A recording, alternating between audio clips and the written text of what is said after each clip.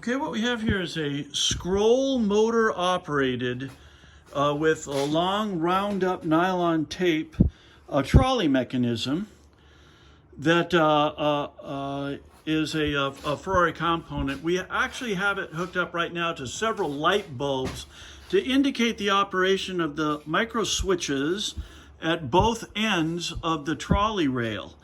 And it's a little complicated, but we have actually gone in and reinforced several of the components that were made of thin plastic on this and double checked the real pin and scroll mechanism and motor on this end. All of those which just needed cleaning, lubrication, and addressing.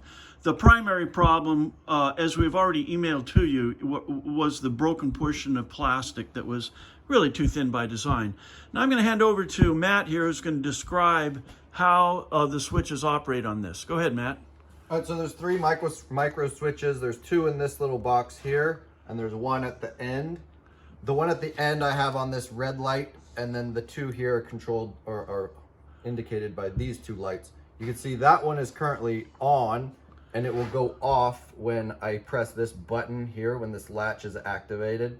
So there it goes off, but otherwise it stays on.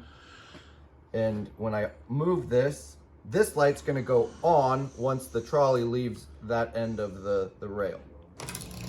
See, it went on. Now that one is still on, and it's gonna go off when it gets to the end. Off. And if we reverse polarity and go the opposite direction, it's gonna do the same thing. Off. Okay, that's basically it. We've demonstrated the function of the motor, the tape, the reel, the scroll, the independent micro switches, and on a battery here simulating it being in the automobile. So everything is repaired and works.